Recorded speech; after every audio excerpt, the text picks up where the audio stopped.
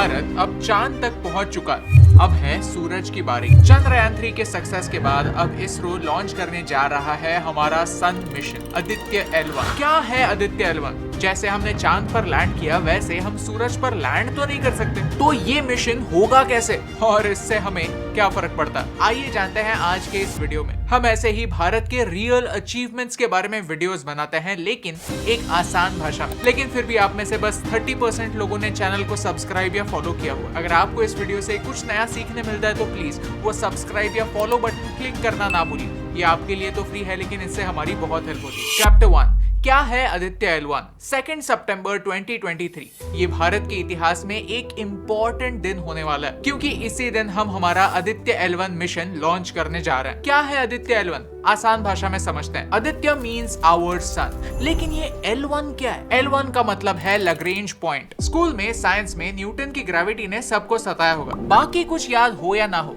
Newton का third law सबको याद होगा। For every action there is an equal and opposite reaction. Space में भी ये रूल फॉलो होता है। आसान भाषा में समझा जाए तो अगर सूरज की ग्रेविटी पृथ्वी को अफेक्ट करती है तो पृथ्वी की ग्रेविटी भी सूरज को अफेक्ट करती है। पृथ्वी और सूरज के ग्रेविटेशनल फोर्सेस एक दूसरे से टग ऑफ वॉर का खेल खेलते रहता है, और एक पॉइंट ऐसा होता है जहां दोनों के ग्रेविटेशनल फोर्सेस एक दूसरे को कैंसिल आउट कर देते हैं। ऐसे टोटल 5 पॉइंट्स एग्जिस्ट करते हैं, जिन्हें L1, L2, L3, L4, L5 ऐसे नाम दिए गए। L2 पॉइंट पर नासा का सबसे powerful telescope James Webb telescope है, जो हमारे यूनिवर्स की ऐसी ब्यूटीफुल इमेजेस कैप्चर करता है। ये L पॉइंट स्पेशल होते हैं और इसीलिए इन्हें स्पेस मिशंस के लिए चुना जाता है। होगा ये कि L1 पॉइंट पर होने वाला पृथ्वी का ग्रेविटेशनल फोर्स और सूरज का ग्रेविटेशनल फोर्स एक दूसरे को कैंसिल आउट कर देगा, जिससे आदित्य L1 को ऑर्बिट में रहने में आसानी होगी। L1 सूरज को ऑब्जर्व करने के लिए मानो एक फ्रंट रो सीट है, जहां से सूरज का 24/7 व्यू मिलता है। सोलर एक्टिविटीज को मॉनिटर किया जा सकता है। सबसे इंपॉर्टेंट बात यह है कि L1 पॉइंट पर स्टडी रहने के लिए हमें सबसे कम फ्यूल लगता है, और इसरो वाले तो है ही एफिशिएंट। जब भी पैसे या फ्यूल बचाने की बात आती है तो हमारा नंबर सबसे ऊपर आता है। आदित्य L1 में 7 पेलोड्स यानी उपकरण है, जिनमें से 4 सूरज को स्टडी करेंगे और 3 L1 पॉइंट को ऑब्जर्व करेंगे। आप वीडियो को पॉज करके उनके नाम यहाँ पढ़ सकते हैं। हम उनके फंक्शंस के बारे में फ्यूचर में एक और वीडियो जरूर बनाएंगे। मिशन के नाम का मीनिंग समझने के बाद मिशन के ऑब्जेक्टिव्स मोर और लेस समझ ही जाते हैं। इस मिशन के थ्रू हमें सूरज और L1 पॉइंट दोनों के बारे में इंफॉर्मेशन मिलने वाली है। चांद पर लैंड करना एक बात है, सूरज पर लैंड तो नहीं कर सकते। सूरज के सरफेस का तापमान on an average 5500 degree Celsius होता है। चांद हमसे कुछ 3,80,000 किलोमीटर दूर है। सूरज हमसे 150 मिलियन किलोमीटर दूर है, लेकिन आदित्य L1 को इतना दूर जाने की जरूरत नहीं है। हम L1 पॉइंट तक ही जाएंगे, जो 1.5 मिलियन किलोमीटर दूर है, यानी चंद्रयान से 4 गुना ज्यादा डिस्टेंस हम इस मिशन में कवर करेंगे। लॉन्च को मिलाकर इस मिशन की कॉस्ट कुछ 400 करोड़ होगी। सनलाइट को पृथ्वी तक पहुंचने के लिए 8 मिनट लगते हैं, लेकिन आदित्य L1 को इस L1 पॉइंट तक पहुंचने के लिए 4 महीने लगेंगे। जहां चंद्रयान 3 सिर्फ 14 दिनों के लिए एक्टिव रहने वाला है,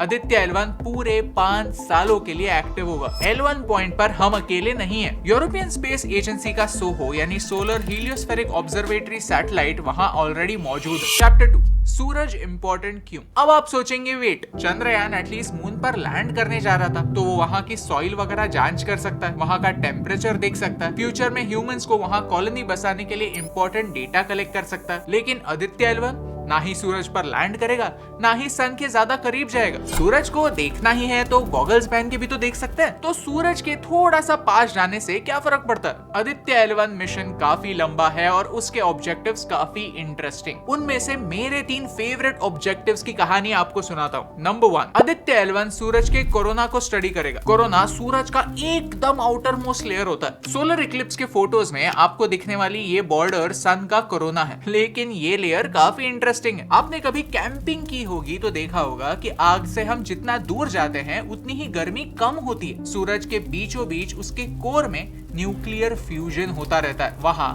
गर्मी सबसे ज्यादा होती है। लॉजिक यही कहता है कि कोर से जितना दूर जाओ उतनी गर्मी कम होगी। On an average surface temperature कुछ 5000 से 6000 डिग्री सेल्सियस होता है, बस उतना ही। कोरोना उसके सरफेस के बाहर होता है, लेकिन पता है कि कोरोना का टेम्परेचर क्या होता है? 1 से 3 मिलियन डिग्री सेल्सियस।